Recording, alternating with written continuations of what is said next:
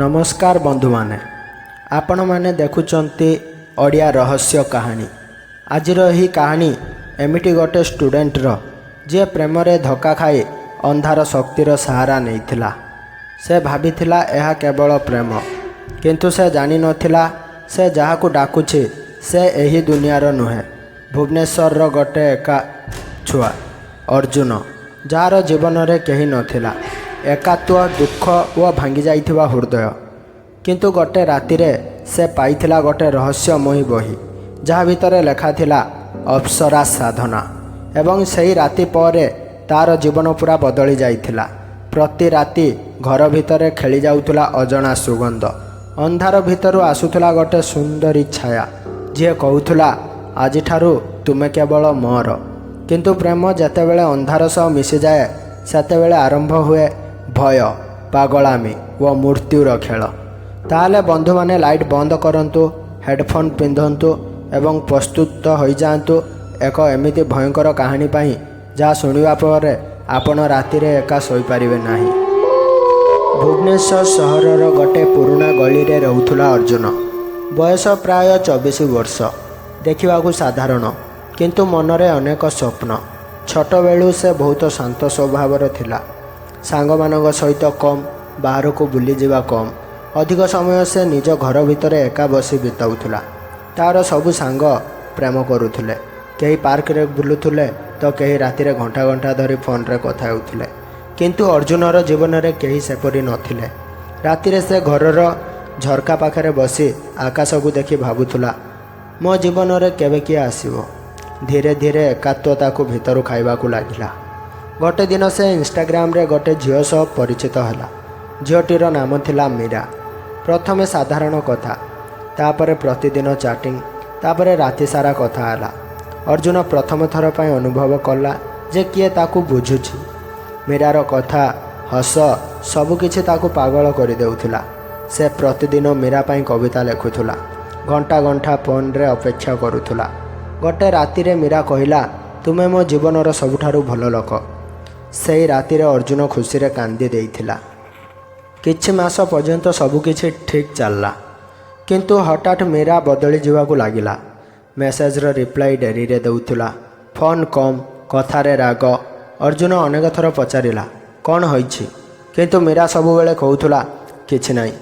गोटे दिन आसिला, अर्जुन निज आखिरे देखिला मीरा अन्य गोटे पुओ सह बाइक रे बुलुथुला। सेही मुहूर्त रे अर्जुनर हृदय भांगी गला। राति रे से मीरा को फोन कला। किछि समय चुप रही मीरा कहिला, तुमे भल, किंतु मु आउ तुमको भल पाएनी। एति कही से फोन काटिदेला। से राति रे अर्जुन प्रथम थर पाई निजको भितरु भांगी जाइथिबार अनुभव कला। ता परठु अर्जुन पूरा बदली गला। से आउ बाहर को जाउ नथुला। घरर लाइट बंद करी राति सारा मोबाइल रे अजब वीडियो देखुथुला। प्रेम फेराइबार गुप्त उपाय, आत्मा को डाकिवा, श्मशान साधना। प्रथमे से हसुथुला, किंतु धीरे धीरे से वीडियो तार मन को प्रभावित करने को लगिला। से राति रे शोई भी पारु नथुला। आखि बंद कले मीरार मुह देखा जाउथुला, आखि खोलिले भी ता मुह। गोटे राति रे से यूट्यूब रे गोटे पुराना वीडियो देखिला। वीडियो रे गोटे बुढ़ा लोक कहूथुला, जदि केही सत मनरे अप्सरा साधना करे जे ताहा चाहिबो ताहा करि पारिबो। वीडियो किछि सेकेंड पर हठात बंद हो गला। किंतु अर्जुनर मनरे सही कथा बुलिवाकू लागिला, अप्सरा साधना। 2 दिन पर वर्षा हेउथुला। संध्यारे अर्जुन गोटे पुराना पुस्तक दुकान को गला। दुकानटी बहुत अजब थिला। चारिपटे धूली, पुराना कागजर गंध और दुकानटी लागुथुला किछि पुराना दुकान। एवं दुकानीर भयंकर चाहाणी। अर्जुन गोटे कणरे कला रंगर गोटे बही देखिला। बहीर उपरे लाल अक्षर रे लेखा थिला अप्सरा साधना। अर्जुन बहीटी छुईबा मात्रे हठात दुकान रे लाइट झलमल करी उठिला। दुकानी धीरे कहिला, से बही सबुठारु पाई नुहे। अर्जुन पचारिला, केते दाम? बुढ़ा लोकटी हसी करी कहिला, दाम टंकारे नुहे, केबे केबे जीवन रे देबाकू पड़े। एति कही से बहीटी अर्जुन का हाथ रे धराई देला। एवं सही मुहूर्तरू अर्जुनर जीवन बदलिबा आरंभ होला। राति प्राय 12टा। आकाश रे चंद्र नथिला। चारिपटे केवल गभीर अंधार। ଅର୍ଜୁନ ଧୀରେ ଧୀରେ ପୁରୁଣା ଶ୍ମଶାନ ଭିତରକୁ ପଶିଲା। ଥଣ୍ଡା ପବନ ବହୁଥିଲା। ଦୂରରୁ କୁକୁରମାନେ ଭୁକୁଥିବାର ଶବ୍ଦ ଆସୁଥିଲା। ବହିରେ ଲେଖାଥିବା ଭଳି ସେ ପୁରୁଣା ବଟଗଛ ତଳେ ବସିଥିଲା। ତା'ର ହୃଦୟ ବହୁତ ଜୋରରେ ଧଡ଼କୁଥିଲା। ସେ ଧୀରେ ବହି ଖୋଲିଲା, ଆଖି ବନ୍ଦ କଲା ଏବଂ ମନ୍ତ୍ର ଜପ କରିବା ଆରମ୍ଭ କଲା। ପ୍ରଥମେ ସବୁ ସାଧାରଣ ଥିଲା, କିନ୍ତୁ କିଛି ସମୟ ପରେ ହଠାତ୍ ଚାରିପଟେ ଅଜଣା ସୁଗନ୍ଧ ଖେଳିଗଲା। ଶ୍ମଶାନ ଭଳି ଜାଗାରେ ଏତେ ସୁନ୍ଦର ବାସ୍ନା କେମିତି ଆସିଲା? ଅର୍ଜୁନ ବୁଝିପାରୁନଥିଲା। ସେହି ସୁଗନ୍ଧ ଧୀରେ ଧୀରେ ଆହୁରି ବଢ଼ିବାକୁ ଲାଗିଲା। ତାକୁ ଲାଗୁଥିଲା ଯେପରି ଚାରିପଟେ ହଜାର ଫୁଲ ଫୁଟିଯାଇଛି। ପବନ ଧୀରେ ଧୀରେ ଗରମ ହେଉଥିଲା। ଗଛର ପତ୍ର ଆସ୍ତେ ଆସ୍ତେ ହଲୁଥିଲା ଏବଂ ସେହି ସମୟରେ ଅର୍ଜୁନ ଅନୁଭବ କଲା ଯେ କେହି ତା'ର ଚାରିପଟେ ଘୁରୁଛି। କିନ୍ତୁ ବହିରେ ଲେଖାଥିଲା, ମନ୍ତ୍ର ସରିବା ପୂର୍ବରୁ ଆଖି ଖୋଲିବା ନାହିଁ। ସେହିପରି ସେ ଆଖି ବନ୍ଦ କରି ରଖିଲା। କିଛି ସମୟ ପରେ ଅର୍ଜୁନ ଶେଷ ମନ୍ତ୍ରଟି ପଢ଼ିଲା। ଚାରିପଟେ ପବନ ହଠାତ୍ ଶାନ୍ତ ହୋଇଗଲା। ସେ ଧୀରେ ଧୀରେ ଆଖି ଖୋଲିଲା ଏବଂ ସାମ୍ନାରେ ଯାହାକୁ ଦେଖିଲା ତାହା ଦେଖି ସେ ପୁରା ଚୁପ୍ ହୋଇଗଲା। ତା'ର ସାମ୍ନାରେ ଗୋଟିଏ ଅସାଧାରଣ ସୁନ୍ଦରୀ ଯୁବତୀ ଠିଆ ହୋଇଥିଲା। ଲମ୍ବା କଳା କେଶ, ଚନ୍ଦ୍ର ପରି ମୁଖ, ଆଖିରେ ଅଜଣା ଚମକ। ତା'ର ଚାରିପଟେ ଧଳା କୁହୁଡ଼ି ଘୁରୁଥିଲା। ସେ ଯେତେବେଳେ ହସୁଥିଲା, ଚାରିପଟେ ଥିବା ସେହି ସୁଗନ୍ଧ ଆହୁରି ବଢ଼ିଯାଉଥିଲା। ଅର୍ଜୁନ ଏପରି ସୁନ୍ଦରୀ ଜୀବନରେ ଆଗରୁ କେବେ ଦେଖିନଥିଲା। ତାକୁ ଲାଗୁଥିଲା ଯେପରି ସେ ସ୍ୱପ୍ନ ଦେଖୁଛି। ସେହି ଯୁବତୀ ଧୀରେ ଧୀରେ ତା'ର ନିକଟକୁ ଆସିଲା। ତା'ର ପାଦର ଶବ୍ଦ ମଧ୍ୟ ହେଉନଥିଲା। ସେ ହସିକରି କହିଲା, ତୁମେ ମୋତେ ଡାକିଥିଲ? ଅର୍ଜୁନ କିଛି କହିପାରୁନଥିଲା। ତା'ର ଆଖି କେବଳ ସେହି ଯୁବତୀ ଉପରେ ଅଟକି ଯାଇଥିଲା। ସେହି ଯୁବତୀ ଧୀରେ ଧୀରେ ତା ପାଖରେ ବସିଗଲା। ତା'ର ସ୍ୱର ବହୁତ ମିଠା ଥିଲା। ସେ ପଚାରିଲା, ତୁମେ ଏତେ ଦୁଃଖୀ କାହିଁକି? ଏହା ଶୁଣି ଅର୍ଜୁନର ଆଖିରେ ଲୁହ ଆସିଗଲା। ସେ ପ୍ରଥମ ଥର ପାଇଁ ନିଜ ମନକୁ ସବୁ କଥା କହିବାକୁ ଲାଗିଲା। ମୀରାର ଧକ୍କା, ତା'ର ଏକାତ୍ୱ, ତା'ର ଭାଙ୍ଗି ଯାଇଥିବା ହୃଦୟ। ସେହି ଯୁବତୀ ଶାନ୍ତ ହୋଇ ସବୁ ଶୁଣୁଥିଲା। ତାପରେ ସେ ଧୀରେ ଅର୍ଜୁନର ହାତ ଧରିଲା। ତା'ର ହାତ ବହୁତ ଥଣ୍ଡା ଥିଲା, କିନ୍ତୁ ଅର୍ଜୁନକୁ ଭୟ ଲାଗୁନଥିଲା। ଓଲଟା ତାକୁ ଶାନ୍ତି ଲାଗୁଥିଲା। ସେହି ଯୁବତୀ ହସିକରି କହିଲା, ଆଜିଠାରୁ ତୁମେ ଆଉ ଏକା ନୁହଁ। ସେହି ରାତିରେ ଅର୍ଜୁନ ପ୍ରଥମ ଥର ପାଇଁ ଅନୁଭବ କଲା ଯେ କେହି ତାକୁ ସତରେ ବୁଝୁଛି। ସେ ସମ୍ପୂର୍ଣ୍ଣ ଭାବରେ ସେହି ଅଜଣା ସୁନ୍ଦରୀ ଯୁବତୀର ମାୟାରେ ପଡ଼ିଗଲା। ଶ୍ମଶାନର ଭୟ, ଅନ୍ଧାର, ସବୁକିଛି ସେ ଭୁଲି ଯାଇଥିଲା। ଏବେ ତା'ର ମନରେ କେବଳ ଗୋଟେ କଥା ଥିଲା, ଏହି ଝିଅକୁ ସେ କେବେ ହରାଇବ ନାହିଁ। ସେହି ରାତି ପରେ ଅର୍ଜୁନ ପୁରା ବଦଳି ଯାଇଥିଲା। ଦିନସାରା ସେ କେବଳ ସେହି ଯୁବତୀ ବିଷୟରେ ଭାବୁଥିଲା। ତା'ର ହସ, ତା'ର ଆଖି, ତା'ର ସୁଗନ୍ଧ, ସବୁକିଛି ଅର୍ଜୁନର ମନରେ ଘୁରୁଥିଲା। ସେ ଭାବୁଥିଲା ସେ ସତରେ କିଏ, କିନ୍ତୁ ଭୟଠାରୁ ଅଧିକ ତା ପ୍ରତି ଅର୍ଜୁନର ଆକର୍ଷଣ ବଢ଼ିବାକୁ ଲାଗିଥିଲା। ସେହି ରାତିରେ ଅର୍ଜୁନ ଘରର ଲାଇଟ୍ ବନ୍ଦ କରି ଏକା ବସିଥିଲା। ରାତିରେ ପ୍ରାୟ ଘଣ୍ଟେ ହେବ ହଠାତ୍ କେହି ଚେନା ସୁଗନ୍ଧ ପୁଣି ଘର ଭିତରେ ଖେଳିଗଲା। ଅର୍ଜୁନର ହୃଦୟ ଜୋରରେ ଧଡ଼କିବାକୁ ଲାଗିଲା। ଝରକା ପାଖରେ ଥିବା ପରଦା ଧୀରେ ଧୀରେ ହଲିବାକୁ ଲାଗିଲା ଏବଂ କିଛି ସେକେଣ୍ଡ ପରେ ସେହି ଯୁବତୀ ଧୀରେ ଅନ୍ଧାର ଭିତରୁ ବାହାରିଲା। ଆଜି ସେ ଆହୁରି ସୁନ୍ଦର ଲାଗୁଥିଲା। ତା'ର କେଶ ପବନରେ ହଲୁଥାଏ, ଆଖିରେ ଅଜଣା ଚମକ। ସେ ହସିକରି କହିଲା, ମୋତେ ମନେ ପକାଇଥିଲ? ଅର୍ଜୁନ କିଛି କହିପାରିଲା ନାହିଁ। ସେ କେବଳ ତାକୁ ଦେଖୁଥିଲା। ସେହି ରାତି ପରେ ଅପ୍ସରୀ ପ୍ରତି ରାତି ଆସିବାକୁ ଲାଗିଲା।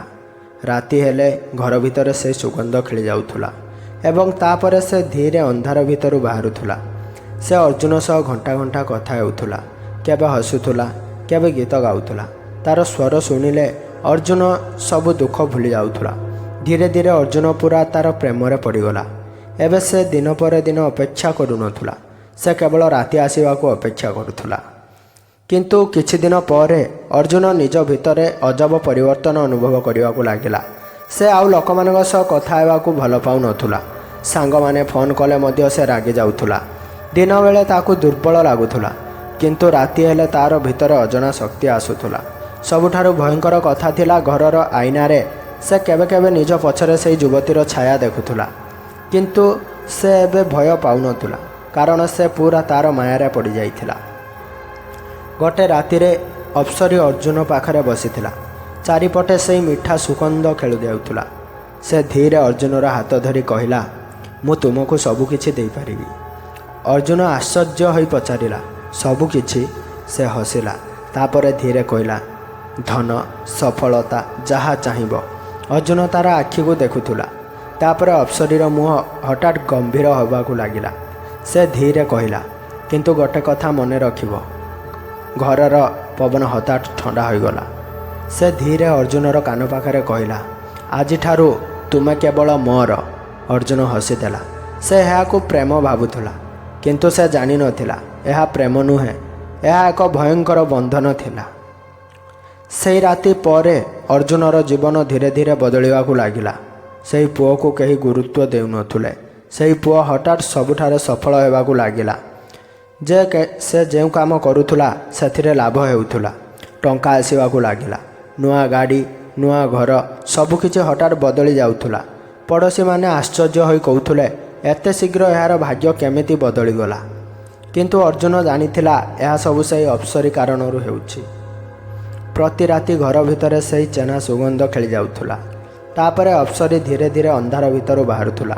ସେ ଆସିଲେ ଘରର ପରିବେଶ ପୁରା ବଦଳି ଯାଉଥିଲା। ପବନ ଥଣ୍ଡା ହୋଇଯାଉଥିଲା। ପରଦା ନିଜେ ନିଜେ ହଲୁଥିଲା। କିନ୍ତୁ ଅର୍ଜୁନ ଏବେ ଏସବୁକୁ ସାଧାରଣ ଭାବୁଥିଲା। ସେ ଘଣ୍ଟା ଘଣ୍ଟା ତା ସହ କଥା ହେଉଥିଲା। କେବେ ହସ, କେବେ ଭଲ ପାଇବାର କଥା ଅର୍ଜୁନକୁ ଲାଗୁଥିଲା। ଏହି ଦୁନିଆରେ ତା'ର ସତରେ ବୁଝୁଥିବା ଲୋକ ଜଣେ ଅଛନ୍ତି। କିନ୍ତୁ ଧୀରେ ଧୀରେ ଲୋକମାନେ ଅର୍ଜୁନ ଭିତରେ ଅଜବ କଥା ଲକ୍ଷ୍ୟ କରିବାକୁ ଲାଗିଲେ। ତା'ର ଆଖି ତଳେ କଳା ଚିହ୍ନ ଆସିଯାଇଥିଲା। ସେ ଦିନବେଳେ ଦୁର୍ବଳ ଲାଗୁଥିଲା, କିନ୍ତୁ ରାତି ହେଲେ ତା'ର ମୁହଁ ବଦଳି ଯାଉଥିଲା। ଗୋଟେ ଦିନ ଅର୍ଜୁନ ମା ରାତିରେ ତା'ର ଘର ପାଖକୁ ଯାଉଥିଲେ।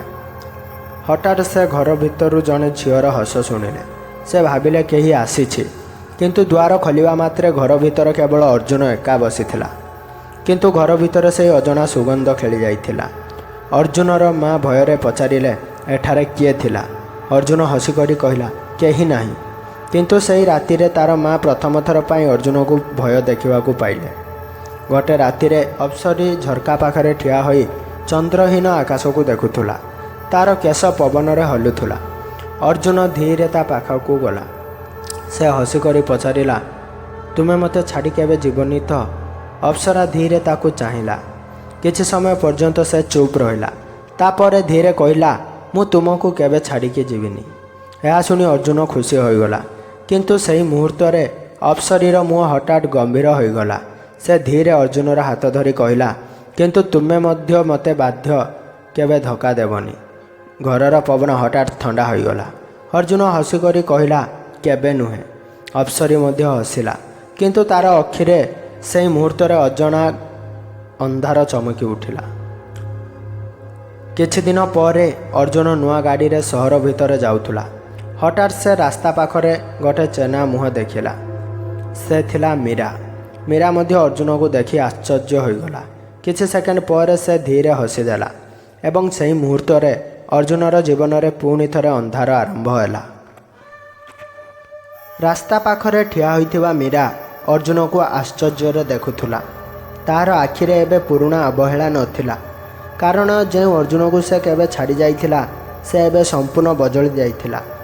ଦାମୀ ଗାଡ଼ି, ଦାମୀ ପୋଷାକ, ମୁହଁରେ ଆତ୍ମବିଶ୍ୱାସ। ମୀରା ଧୀରେ ପାଖକୁ ଆସି କହିଲା, ଅର୍ଜୁନ, କେମିତି ଅଛ? ଅର୍ଜୁନ କିଛି ସମୟ ପାଇଁ ଚୁପ୍ ରହିଲା। ଅର୍ଜୁନ କିଛି ସମୟ ଚୁପ୍ ରହି କହିଲା, ତା'ର ମନରେ ପୁରୁଣା ସବୁ ସ୍ମୃତି ଘୂରିବାକୁ ଲାଗିଲା। ମୀରା ପୁଣି ହସି କହିଲା, ତୁମେ ତ ସମ୍ପୂର୍ଣ୍ଣ ବଦଳି ଯାଇଛ। ସେହିଦିନ ପରେ ମୀରା ଧୀରେ ଧୀରେ ପୁଣି ଅର୍ଜୁନ ନିକଟକୁ ଆସିବାକୁ ଲାଗିଲା। କେବେ ଫୋନ୍, କେବେ ମେସେଜ୍, କେବେ କଫି ସପ୍ରେ ଦେଖା। ଅର୍ଜୁନ ଆରମ୍ଭରେ ଦୂରେ ରହିବାକୁ ଚେଷ୍ଟା କରୁଥିଲା। କିନ୍ତୁ ଧୀରେ ଧୀରେ ତା'ର ମନ ପୁଣି ପୁରୁଣା ଭାବନାରେ ବଦଳି ଯିବାକୁ ଲାଗିଲା। ସେ ଭାବୁଥିଲା, ହୋଇପାରେ ସେ ସତରେ ବଦଳି ଯାଇଛି। ସେହି ରାତିରେ ଅର୍ଜୁନ ଘରେ ଏକା ବସିଥିଲା। କିନ୍ତୁ ଆଜି କିଛି ଅଲଗା ଥିଲା। ଘର ଭିତରେ ସେହି ସୁଗନ୍ଧ ନଥିଲା। ପବନ ମଧ୍ୟ ପୁରା ଶାନ୍ତ ଥିଲା। ଅର୍ଜୁନ ଆଶ୍ଚର୍ଯ୍ୟ ହୋଇଗଲା। କାରଣ ଅପ୍ସରୀ କେବେ ରାତି ଛାଡ଼ୁନଥିଲା। ସମୟ ଧୀରେ ଧୀରେ ଯାଉଥିଲା। ରାତ୍ରି ଘଣ୍ଟାଏ, 2ଟା, କିନ୍ତୁ ସେ ଆସୁନଥିଲା। ହଠାତ୍ ଘରର ଲାଇଟ୍ ନିଜେ ନିଜେ ଝଲମଲ କରିବାକୁ ଲାଗିଲା। ଝରକା ନିଜେ ଖୋଲିଗଲା ଏବଂ କିଛି ସେକେଣ୍ଡ ପରେ ସେହି ସୁଗନ୍ଧ ଧୀରେ ଧୀରେ ଘର ଭିତରେ ଖେଳିଗଲା। ଅପ୍ସରୀ ଅନ୍ଧାର ଭିତରୁ ବାହାରିଲା। କିନ୍ତୁ ଆଜି ତାର ମୁହଁରେ ହସ ନଥିଲା। ଅର୍ଜୁନ ଧୀରେ ପଚାରିଲା, କ'ଣ ହୋଇଛି? ଅପ୍ସରୀ କିଛି କହିଲା ନାହିଁ। ସେ ଧୀରେ ଅର୍ଜୁନ ପାଖକୁ ଆସିଲା। ତାର ସେଇ ଆଜି ଅଲଗା ଲାଗୁଥିଲା। ତାପରେ ସେ ଧୀରେ ପଚାରିଲା, ଆଜି ତୁମେ କାହା ସହ ଥିଲ? ଅର୍ଜୁନ ଚମକି ଗଲା। ସେ ହସିକରି କହିଲା, କେହି ନୁହେଁ, କେବଳ ପୁରୁଣା ଜଣେ ସାଙ୍ଗ। ଏହା ଶୁଣି ଘରର ପବନ ହଠାତ୍ ଥଣ୍ଡା ହୋଇଗଲା। ଅପ୍ସରୀ ମୁହଁ ଧୀରେ ଗମ୍ଭୀର ହେବାକୁ ଲାଗିଲା। ସେ ଅର୍ଜୁନର ନିକଟକୁ ଆସି ତାର କାନ ପାଖରେ ଧୀରେ କହିଲା, ମୁଁ ତୁମକୁ ପୂର୍ବରୁ ସତର୍କ କରିଥିଲି। ଅର୍ଜୁନର ଶରୀର କମ୍ପି ଉଠିଲା। କିନ୍ତୁ ପର ମୁହୂର୍ତ୍ତରେ ଅପ୍ସରୀ ପୁଣି ହସିଦେଲା, ଯେପରି କିଛି ହୋଇନଥିଲା। ସେ ଧୀରେ ଅର୍ଜୁନର ମୁହଁ ଛୁଇଁ କହିଲା, ମୋତେ କେବେ ହରାଇବାକୁ ଚେଷ୍ଟା କରନି। ସେଇ ରାତିରେ ଅର୍ଜୁନ ଶୋଇପାରୁନଥାଏ। ରାତ୍ରି ପ୍ରାୟ 3ଟା। ସେ ହଠାତ୍ ଗୋଟେ ଭୟଙ୍କର ସ୍ୱପ୍ନ ଦେଖିଲା। ସେ ଦେଖିଲା ମୀରା ଗୋଟେ ଅନ୍ଧାର ରାସ୍ତାରେ ଛିଡ଼ା ହୋଇଛି ଏବଂ ତା ପଛରେ ଲମ୍ବା କେଶ ଥିବା ଗୋଟେ ଛାୟା ଧୀରେ ଠିଆ ହୋଇଛି। ସେହି ଛାୟାର ଆଖି ପୁରା କଳା ଥିଲା। ହଠାତ୍ ସେହି ଛାୟା ଧୀରେ ମୀରାର କାନ ପାଖରେ ଯାଇ କିଛି କହିଲା ଏବଂ ପର ମୁହୂର୍ତ୍ତରେ ଅର୍ଜୁନ ଭୟରେ ଶୋଇପଡ଼ିଲା। ତାର ଶରୀର ଘୁମରେ ଭିଜି ଯାଇଥିଲା ଏବଂ ସେହି ସମୟରେ ସେ ଅନୁଭବ କଲା ତାର ବେଡ୍ ପାଖରେ କେହି ଛିଡ଼ା ହୋଇଛି। ଭୟଙ୍କର ସ୍ୱପ୍ନରୁ ଉଠିବା ପରେ ଅର୍ଜୁନ ଧୀରେ ମୁଣ୍ଡ ଉଠାଇଲା। ଘର ଭିତରେ ପୁରା ଅନ୍ଧାର ଥିଲା, କିନ୍ତୁ ସେହି ଚେନା ସୁଗନ୍ଧ ଏବେ ମଧ୍ୟ ପବନରେ ଖେଳୁଥିଲା। ତାର ହୃଦୟ ଜୋରରେ ଧଡ଼କୁଥିଲା। ସେ ଧୀରେ ବେଡ୍ ପାଖକୁ ଚାହିଁଲା। ଅପ୍ସରୀ ଚୁପଚାପ ଛିଡ଼ା ହୋଇ ତାକୁ ଦେଖୁଥିଲା। ତାର ମୁହଁରେ ହସ ଥିଲା, କିନ୍ତୁ ଆଖିରେ ଅଜଣା ଗମ୍ଭୀରତା। ସେ ଧୀରେ କହିଲା, ମୁଁ ତୁମକୁ ହରାଇବାକୁ ଚାହେଁନି। ଅର୍ଜୁନ କିଛି କହିଲା ନାହିଁ। ତା ମନରେ ଏବେ ମଧ୍ୟ ଭୟ ଓ ପ୍ରେମ ଦୁହେଁ ଥିଲା। ପରଦିନ ମୀରା ପୁଣି ଅର୍ଜୁନକୁ ଫୋନ୍ କଲା। ସେ ହସି କହିଲା, ଆଜି ସନ୍ଧ୍ୟାରେ ଦେଖା ହେବ କି? ଅର୍ଜୁନ କିଛି ସମୟ ପାଇଁ ଚୁପ୍ ରହିଲା। ତାର ମନରେ ଗତ ରାତିର କଥା ଘୁରୁଥିଲା, କିନ୍ତୁ ଶେଷରେ ସେ ରାଜି ହୋଇଗଲା। ସନ୍ଧ୍ୟାରେ ଦୁଇଜଣ ଗୋଟେ କଫି ସପ୍ରେ ଦେଖା ହେଲେ। ମୀରା ଆଜି ବହୁତ ଖୁସି ଲାଗୁଥିଲା। ସେ ଧୀରେ କହିଲା, ମୁଁ ତୁମକୁ ବହୁତ ମିସ୍ କରିଛି। ଏହା ଶୁଣି ଅର୍ଜୁନର ପୁରୁଣା ଭାବନା ପୁଣି ଜାଗି ଉଠିଲା। କଥା ହେଉ ହେଉ ସମୟ କେମିତି କଟିଗଲା ଅର୍ଜୁନ ଜାଣିପାରିଲା ନାହିଁ। ରାତି ହେବାକୁ ଲାଗିଲା। ବାହାରେ ବର୍ଷା ଆରମ୍ଭ ହୋଇଗଲା। ମୀରା ଧୀରେ କହିଲା, ଏତେ ରାତିରେ ମୁଁ ଏକା କେମିତି ଯିବି? ଅର୍ଜୁନ କିଛି ସମୟ ଭାବିଲା। ତାପରେ ସେ ମୀରାକୁ ନିଜ ଘରକୁ ନେଇ ଆସିଲା। ଘର ଭିତରେ ପଶିବା ମାତ୍ରେ ହଠାତ୍ ଥଣ୍ଡା ପବନ ବହିଗଲା। ଘରର ଲାଇଟ୍ ଧୀରେ ଝଲମଲ କରିବାକୁ ଲାଗିଲା। ଅର୍ଜୁନର ହୃଦୟ ଧକ୍ ଧକ୍ କରି ଧଡ଼କି ଉଠିଲା, କାରଣ ସେ ବୁଝିଗଲା ଅପ୍ସରୀ ଆସିସାରିଛି। ମୀରା କିଛି ବୁଝିପାରୁନଥିଲା। ସେ ସାଧାରଣ ଭାବରେ କଥା ହେଉଥିଲା, କିନ୍ତୁ ଅର୍ଜୁନ ଅନୁଭବ କରୁଥିଲା ଘର ଭିତରେ ଆଉ କେହି ଜଣେ ଅଛି। ସେ ଧୀରେ ଝରକା ପାଖକୁ ଚାହିଁଲା ଏବଂ ସେହି ମୁହୂର୍ତ୍ତରେ ଝରକା ବାହାରେ ଅନ୍ଧକାର। ଗୋଟେ ଛାୟା ଠିଆ ହୋଇଥିଲା। ଲମ୍ବା କେଶ, ଧଳା ମୁହଁ ଏବଂ ଦୁଇଟି ଚମକୁଥିବା ଆଖି। ଅର୍ଜୁନର ଶରୀର ଥଣ୍ଡା ହୋଇଗଲା, କିନ୍ତୁ ପର ମୁହୂର୍ତ୍ତରେ ସେହି ଛାୟା ହଠାତ୍ ଅଦୃଶ୍ୟ ହୋଇଗଲା। ରାତି ଆହୁରି ଗଭୀର ହେବାକୁ ଯାଉଥାଏ। ବାହାରେ ବର୍ଷାର ଶବ୍ଦ, ଘର ଭିତରେ ଅଜଣା ନୀରବତା। ମୀରା ଧୀରେ ଅର୍ଜୁନ ପାଖକୁ ଆସିଲା। ସେ କହିଲା, ମୁଁ ତୁମକୁ ପୁଣି ହରାଇବାକୁ ଚାହେଁନି। ସେହି ମୁହୂର୍ତ୍ତରେ ଅର୍ଜୁନ ସମ୍ପୂର୍ଣ୍ଣ ଭାବରେ ଅପ୍ସରୀର ସତର୍କବାଣୀ ଭୁଲିଗଲା। ତାର ମନରେ କେବଳ ପୁରୁଣା ପ୍ରେମ ଥିଲା, କିନ୍ତୁ ସେ ଜାଣିନଥିଲା ସେହି ରାତିରେ ଅନ୍ଧାରରେ କେହି ତାକୁ ଦେଖୁଥାଏ। ରାତି ପ୍ରାୟ 3ଟା। ହଠାତ୍ ଘରର ଲାଇଟ୍ ପୁରା ବନ୍ଦ ହୋଇଗଲା। ପବନ ଭୟଙ୍କର ଭାବରେ ବହିବାକୁ ଲାଗିଲା। ମୀରା ଭୟରେ ଚିତ୍କାର କଲା, ଅର୍ଜୁନ, ଏହା କ'ଣ? ଏବଂ ସେହି ସମୟରେ ଘର ଭିତରେ ସେହି ଚେନାଏ ସୁଗନ୍ଧ ଖେଳିଗଲା, କିନ୍ତୁ ଏଥର ସେହି ସୁଗନ୍ଧରେ ଭୟ ମିଶିଥିଲା। ଧୀରେ ଧୀରେ ଅନ୍ଧାର ଭିତରୁ ଗୋଟେ ଛାୟା ବାହାରିଲା ଏବଂ ଅର୍ଜୁନ ବୁଝିଗଲା ଅପ୍ସରୀ ସବୁ ଦେଖିସାରିଛି। ଘର ଭିତରେ ପୁରା ଅନ୍ଧାର। ବାହାରେ ଭୟଙ୍କର ବର୍ଷା। ଝରକା ଜୋରରେ ହଲୁଥାଏ ଏବଂ ସେହି ସୁଗନ୍ଧ ଧୀରେ ଧୀରେ ସମ୍ପୂର୍ଣ୍ଣ ଘରରେ ଖେଳିଯାଉଥିଲା। କିନ୍ତୁ ଆଜି ସେହି ସୁଗନ୍ଧରେ ଅଜଣା ଭୟ ମିଶିଥିଲା। ମୀରା ଭୟରେ ଅର୍ଜୁନର ହାତ ଧରିଲା। ସେ କମ୍ପୁଥିବା ସ୍ୱରରେ କହିଲା, ଏଠାରେ କେହି ଅଛି। ଅର୍ଜୁନ କିଛି କହିପାରୁନଥିଲା, କାରଣ ସେ ବୁଝିସାରିଥିଲା ଅପ୍ସରୀ ରାଗିଯାଇଛି। ସେହି ନଜର ହଠାତ୍ ଘରର ଗୋଟିଏ କୋଣରେ ଧୀରେ ଧୀରେ କଳା କୁହୁଡ଼ି ଦେଖାଗଲା। ତାପରେ ସେହି କୁହୁଡ଼ି ଭିତରୁ ଅପ୍ସରୀ ବାହାରିଲା। ଆଜି ମଧ୍ୟ ସେ ସେହିଭଳି ସୁନ୍ଦରୀ ଥିଲା, କିନ୍ତୁ ତା'ର ମୁହଁରେ ହସ ନଥିଲା। ସେ ଚୁପଚାପ ଛିଡ଼ା ହୋଇ ଅର୍ଜୁନକୁ ଦେଖୁଥିଲା। ତା'ର ଆଖିରେ ଗଭୀର ଦୁଃଖ ଓ ରାଗ ଥିଲା। ମୀରା ଭୟରେ ପଛକୁ ହଟିଗଲା। ସେ କମ୍ପିଥିବା ସ୍ୱରରେ ପଚାରିଲା, ଏ କିଏ? ଅର୍ଜୁନର ମୁହଁକୁ କଥା ବାହାରୁ ନଥିଲା। ଭୟଙ୍କର ନୀରବତା। କିଛି ସେକେଣ୍ଡ ପର୍ଯ୍ୟନ୍ତ ଘର ଭିତରେ ପୁରା ନୀରବତା ରହିଲା। କେବଳ ବାହାରେ ବର୍ଷାର ଶବ୍ଦ। ଅପ୍ସରୀ ଧୀରେ ଧୀରେ ଅର୍ଜୁନ ପାଖକୁ ଆସିଲା। ତା'ର ପାଦର ଶବ୍ଦ ହେଉନଥାଏ। ସେ ଧୀରେ ଅର୍ଜୁନର ମୁହଁକୁ ଛୁଇଁଲା। ତା'ର ହାତ ବରଫ ପରି ଥଣ୍ଡା ଥିଲା। ତାପରେ ସେ ଧୀରେ ପଚାରିଲା, ତୁମେ ମୋତେ ଧୋକା ଦେଲ? ଅର୍ଜୁନ ଭୟରେ କମ୍ପି ଉଠିଲା। ସେ କିଛି କହିବାକୁ ଯାଉଥିଲା, କିନ୍ତୁ କଥା ଓଲଟିଗଲା। ମୀରା ଏବେ ସମ୍ପୂର୍ଣ୍ଣ ଭାବରେ ଭୟଭୀତ ହୋଇଯାଉଥିଲା। ସେ ଦୁଆର ଦିଗକୁ ଦୌଡ଼ିବାକୁ ଯାଉଥିଲା, କିନ୍ତୁ ହଠାତ୍ ଦୁଆର ନିଜେ ନିଜେ ଜୋରରେ ବନ୍ଦ ହୋଇଗଲା। ମୀରା ଚିତ୍କାର କରି ଉଠିଲା। ଘରର ଲାଇଟ୍ ପୁଣି ଝଲମଲ କରିବାକୁ ଲାଗିଲା। ଅପ୍ସରୀ ଧୀରେ ମୀରା ଦିଗକୁ ଚାହିଁଲା, କିନ୍ତୁ ସେ ଏବେ ମଧ୍ୟ ନିଜ ରୂପ ବଦଳାଇ ନଥିଲା। ତା'ର ମୁହଁରେ କେବଳ ଅଜଣା ନୀରବତା ଥିଲା। ସେ ଧୀରେ କହିଲା, ଯାହା ମୋର ତାକୁ କେହି ନେଇପାରିବେ ନାହିଁ।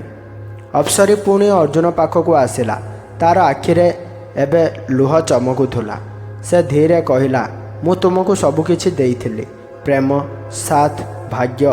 ଘରର ପବନ ଆହୁରି ଥଣ୍ଡା ହେବାକୁ ଲାଗିଲା। ତାପରେ ସେ ଧୀରେ କହିଲା, କିନ୍ତୁ ତୁମେ ମୋର ନିୟମ ଭଗ୍ନ କଲ।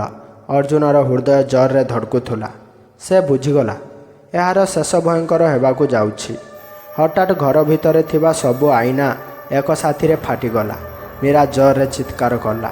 ବାହାରେ ବିଜୁଳି ଚମକୁଥିବାକୁ ଲାଗୁଥାଏ ଏବଂ ସେହି ମୁହୂର୍ତ୍ତରେ ଅପ୍ସରୀର ଆଖି ଧୀରେ ଧୀରେ ପୁରା କଳା ହେବାକୁ ଲାଗିଲା। ତା'ର ଚାରିପାଖେ ଥିବା ସୁଗନ୍ଧ ହଠାତ୍ ଭାରି ଓ ଅଜବ ହୋଇଗଲା। ଅର୍ଜୁନ ପ୍ରଥମ ଥର ପାଇଁ ଅନୁଭବ କଲା, ଯାହାକୁ ସେ ପ୍ରେମ ଭାବୁଥିଲା ସେ ସାଧାରଣ ନୁହେଁ। ଭାଙ୍ଗି ଯାଇଥିବା ଆଇନା। ଘର ଭିତରେ ସବୁ ଆଇନା ଫାଟି ଯାଇଥିଲା। ବାହାରେ ବର୍ଷା ଜୋରରେ ପଡ଼ୁଥିଲା। ମୀରା ଭୟରେ କାନ୍ଦୁଥିଲା। ସେ ଚିତ୍କାର କରି କହିଲା, ଅର୍ଜୁନ, ଏ କ'ଣ? କିନ୍ତୁ ଅର୍ଜୁନ ନିଜେ ଭୟରେ ଜମି ଯାଇଥିଲା। ଅପ୍ସରୀ ଧୀରେ ମୀରା ଦିଗକୁ ଚାଲିବାକୁ ଲାଗିଲା। ତା'ର ଚାରିପଟେ ଧଳା କୁହୁଡ଼ି ଘୁରୁଥିଲା, କିନ୍ତୁ ଏବେ ତା'ର ଆଖି ପୁରା କଳା ହୋଇଯାଇଥିଲା। ଅର୍ଜୁନ ଭୟରେ କହିଲା, ଦୟାକରି ତାକୁ କିଛି କରନି। ଅପ୍ସରୀ ଧୀରେ ତାକୁ ଚାହିଁଲା। କିଛି ସେକେଣ୍ଡ ପର୍ଯ୍ୟନ୍ତ ସେ ଚୁପ୍ ରହିଲା। ତାପରେ ସେ ହସିଲା, କିନ୍ତୁ ସେହି ହସ ଏବେ ଭୟଙ୍କର ଲାଗୁଥିଲା। ସେ ଧୀରେ କହିଲା, ତୁମେ ଭାବିଥିଲ ମୋତେ ଡାକି ମୋ ସହ ବନ୍ଧନ କରି ତାପରେ ମୋତେ ଛାଡ଼ିଦେବ? ଘରର ପବନ ଭାରି ହୋଇଗଲା। ମୀରା କମ୍ପୁଥିବା ସ୍ୱରରେ ପଚାରିଲା, ଏ କିଏ? ଅପ୍ସରୀ ଧୀରେ ମୀରାକୁ ଚାହିଁଲା। ତାପରେ ଅଜଣା ହସରେ କହିଲା, ଏହାର ରାତିର ଛାୟା। ହଠାତ୍ ଘରର ଲାଇଟ୍ ପୁଣି ବନ୍ଦ ହୋଇଗଲା। କିଛି ସେକେଣ୍ଡ ପାଇଁ ପୁରା ଅନ୍ଧାର। ମୀରା ଜୋରରେ ଚିତ୍କାର କଲା। ଅର୍ଜୁନ ତା'ର ହାତ ଧରିବାକୁ ଚେଷ୍ଟା କଲା, କିନ୍ତୁ ତା'ର ହାତ ଖାଲି ପବନକୁ ଛୁଇଁଲା। ପର ମୁହୂର୍ତ୍ତରେ ବିଜୁଳି ଚମକିଲା ଏବଂ ଅର୍ଜୁନ ଯାହା ଦେଖିଲା ତା'ର ରକ୍ତ ଥଣ୍ଡା ହୋଇଗଲା। ମୀରା ଘରର ଗୋଟେ କୋଣରେ ଠିଆ ହୋଇଥିଲା ଏବଂ ତା ପଛରେ ଅପ୍ସରୀ ଧୀରେ ହସୁଥିଲା। ଅର୍ଜୁନ ଘୁଉଡ଼ି ପଡ଼ିଗଲା। ସେ କାନ୍ଦି କହିଲା, ମୁଁ ଭୁଲ କରିଛି, କିନ୍ତୁ ତାକୁ ଛାଡ଼ିଦିଅ। ଅପ୍ସରୀ କିଛି ସମୟ ପର୍ଯ୍ୟନ୍ତ ତାକୁ ଦେଖୁଥିଲା। ତା'ର ଆଖିରେ ରାଗ ଥିଲା, କିନ୍ତୁ ତା ଭିତରେ ଦୁଃଖ ମଧ୍ୟ ଥିଲା। ସେ ଧୀରେ କହିଲା, ମୁଁ ତୁମକୁ ସତରେ ଭଲ ପାଇଥିଲି। ଏହା ଶୁଣି ଅର୍ଜୁନର ହୃଦୟ ଆହୁରି ଭାରି ହୋଇଗଲା, କାରଣ ସେ ପ୍ରଥମ ଥର ପାଇଁ ବୁଝିଲା ଏହି ଅନ୍ଧାର ଶକ୍ତି ମଧ୍ୟ ତାକୁ ସତରେ ଚାହୁଁଥିଲା। ଅପ୍ସରୀ ଧୀରେ ଅର୍ଜୁନ ପାଖକୁ ଆସିଲା। ତା'ର ମୁହଁ ପୁଣି ଧୀରେ ଧୀରେ ସାଧାରଣ ହେବାକୁ ଲାଗିଲା। ସେ ଧୀରେ କହିଲା, ଆଜି ତୁମେ ଗୋଟେ ଚୟନ କରିବ। ଘର ଭିତରେ ପୁରା ନୀରବତା। ଅପ୍ସରୀ ପୁଣି କହିଲା, ମୋ ସହ ରହିବ, ନହେଲେ ସବୁକିଛି ହରାଇବ। ମୀରା କାନ୍ଦି କାନ୍ଦି କହିଲା, ଅର୍ଜୁନ, ଚାଲ ଏଠାରୁ ପଳାଇଯିବା। କିନ୍ତୁ ଅର୍ଜୁନ ବୁଝିଯାଇଥିଲା, ଏ ଅନ୍ଧାରରୁ ପଳାଇବା ସହଜ ନୁହେଁ। ହଠାତ୍ ଘର ଭିତରେ ସବୁକିଛି ନିଜେ ନିଜେ ହଲିବାକୁ ଲାଗିଲା। ଝରକା ଜୋରରେ ଧଡ଼ଧଡ଼ କରୁଥିଲା। ଅପ୍ସରୀର କେଶ ପବନରେ ହଲୁଥାଏ। ତା'ର ଆଖି ପୁଣି କଳା ହୋଇଗଲା। ସେ ଧୀରେ ହାତ ଉଠାଇଲା ଏବଂ ମୀରା ହାୱାରେ ଉଡ଼ିଗଲା। ମୀରା ଭୟରେ ଚିତ୍କାର କରିବାକୁ ଲାଗିଲା। ଅର୍ଜୁନ ଜୋରରେ କହିଲା, ନା, ଏବଂ ସେହି ମୁହୂର୍ତ୍ତରେ ଘର ଭିତରେ ବିଜୁଳି ଚମକିଗଲା। ସବୁକିଛି ଧଳା ଆଲୋକରେ ଢାଙ୍କି ହୋଇଗଲା। ଧଳା ଆଲୋକ ପରେ ଘର ଭିତରେ ସବୁକିଛି ଧଳା ଆଲୋକରେ ଢାଙ୍କି ଯାଇଥିଲା। ଅର୍ଜୁନ ଆଖି ବନ୍ଦ କରିଦେଇଥିଲା। କିଛି ସେକେଣ୍ଡ ପରେ ସେ ଧୀରେ ଆଖି ଖୋଲିଲା। ଘର ଭିତରେ ପୁଣି ଅନ୍ଧାର। ବର୍ଷାର ଶବ୍ଦ ଏବେ ମଧ୍ୟ ଆସୁଥିଲା। ମୀରା ଭୂମିରେ ପଡ଼ିଥିଲା। ସେ ଜୋରରେ କାନ୍ଦୁଥିଲା ଏବଂ ଅପ୍ସରୀ ଘରର ଗୋଟେ କୋଣରେ ଚୁପଚାପ ଛିଡ଼ା ହୋଇ ରହିଥିଲା। ତା'ର ଆଖି ପୁଣି ସାଧାରଣ ହୋଇଯାଇଥିଲା, କିନ୍ତୁ ମୁହଁରେ ଗମ୍ଭୀର ଦୁଃଖ ଥିଲା।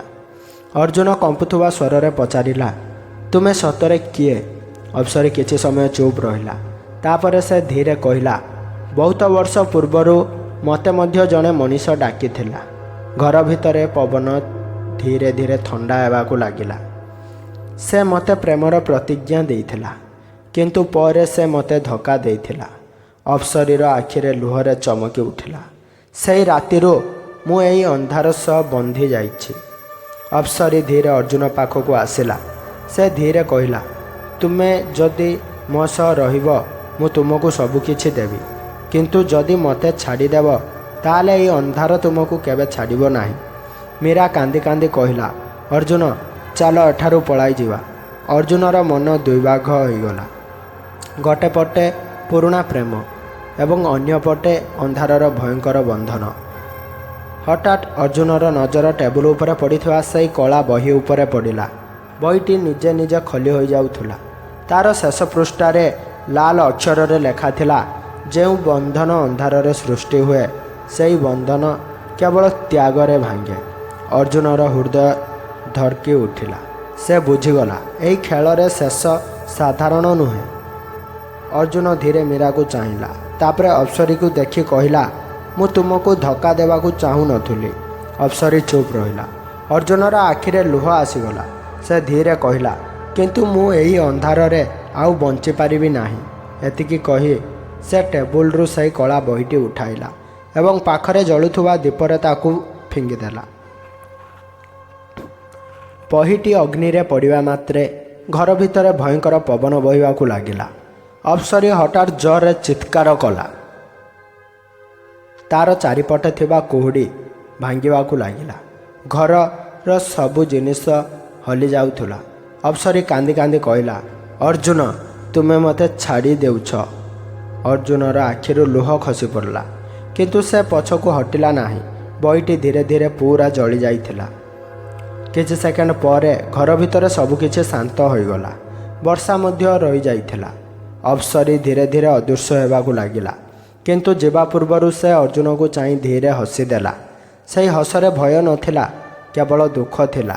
ସେ ଧୀରେ କହିଲା, ହୋଇପାରେ ଏଇଥର ପ୍ରେମ ସତରେ ହାରିଗଲା। ଏବଂ ପର ମୁହୂର୍ତ୍ତରେ ସେ ପୁରା ଅନ୍ଧାର ଭିତରେ ମିଶିଗଲା। ତାହେଲେ ବନ୍ଧୁମାନେ, ଏହା ଥିଲା ଅର୍ଜୁନ, ଅପ୍ସରୀ ଓ ଅନ୍ଧାର ପ୍ରେମର ଭୟଙ୍କର କାହାଣୀ। ଗୋଟେ ଏମିତି କାହାଣୀ ଯେଉଁଠାରେ ପ୍ରେମ ଧୀରେ ଧୀରେ ଭୟଙ୍କର ଭାବେ ପରିଣତ ହୋଇଗଲା। ଅର୍ଜୁନ କେବଳ ଭଲ ପାଇବା ଚାହୁଁଥିଲା, କିନ୍ତୁ ସେ ଯେଉଁ ରାସ୍ତା ବାଛିଥିଲା ସେହି ରାସ୍ତା ତାକୁ ନେଇଗଲା ଅନ୍ଧାର ଦୁନିଆକୁ। କେବେ କେବେ ଏକାତ୍ୱ ମଣିଷକୁ ଏମିତି କିଛି ହରାଇ ଦେଇଥାଏ ଯାହାର ପରିଣାମ ବହୁତ ଭୟଙ୍କର ହୋଇପାରେ। ଅନ୍ଧାର ଶକ୍ତି, ରହସ୍ୟମୟୀ ସାଧନା ଏସବୁ ଆରମ୍ଭରେ ଆକର୍ଷଣୀୟ ଲାଗେ, କିନ୍ତୁ ତା'ର ଶେଷ ସବୁବେଳେ ଭୟ ଓ ବିନାଶରେ ହୁଏ। ଏବଂ ସବୁଠାରୁ ଭୟଙ୍କର କଥା, ଅପ୍ସରୀ ଶେଷରେ ଯାଇଥିଲା ନା ଆଜି ମଧ୍ୟ କେଉଁଠି ଅନ୍ଧାରରେ ଅଛି। ହୋଇପାରେ ଆଜି ମଧ୍ୟ କେହି ଏକା ମଣିଷ ଭାଙ୍ଗି ଯାଇଥିବା ହୃଦୟ ସହ ସେହି କଳା ବହି ଖୋଜୁଛି ଏବଂ ହୋଇପାରେ କେଉଁ ଶ୍ମଶାନର ଅନ୍ଧାରରେ ସେହି ମିଠା ସୁଗନ୍ଧ ଆଜି ମଧ୍ୟ ଖେଳୁଛି। ତାହେଲେ ବନ୍ଧୁମାନେ, ଆପଣମାନଙ୍କୁ ଏହି କାହାଣୀ କେମିତି ଲାଗିଲା କମେଣ୍ଟରେ ନିଶ୍ଚୟ ଜଣାନ୍ତୁ। ଏବଂ ଯଦି ଆପଣ ଏମିତି ଭୟଙ୍କର ରହସ୍ୟମୟୀ କାହାଣୀ ଶୁଣିବାକୁ ଚାହୁଁଛନ୍ତି ତାହେଲେ ଭିଡ଼ିଓକୁ ଲାଇକ୍ କରନ୍ତୁ, ଚ୍ୟାନେଲକୁ ସବସ୍କ୍ରାଇବ୍ କରନ୍ତୁ ଏବଂ ବେଲ୍ ଆଇକନ୍କୁ ନିଶ୍ଚୟ ଦବାନ୍ତୁ, କାରଣ ପରବର୍ତ୍ତୀ କାହାଣୀ ଆଜିର କାହାଣୀ ଠାରୁ ମଧ୍ୟ ଅଧିକ ଭୟଙ୍କର ହେବ। ସେ ପର୍ଯ୍ୟନ୍ତ ରାତିରେ ଏକା ବାହାରକୁ ଯିବେ ନାହିଁ ଏବଂ କେବେ ଯଦି ହଠାତ୍ ଅଜଣା ଫୁଲର ସୁଗନ୍ଧ ପାଆନ୍ତି ତାହେଲେ ପଛକୁ ଘୁରି ଦେଖିବେ ନାହିଁ। ମୁଁ ଆସୁଛି ଆଉ ଗୋଟେ ନୂଆ ରହସ୍ୟମୟୀ କାହାଣୀ ସହ। ଜୟ ଜଗନ୍ନାଥ।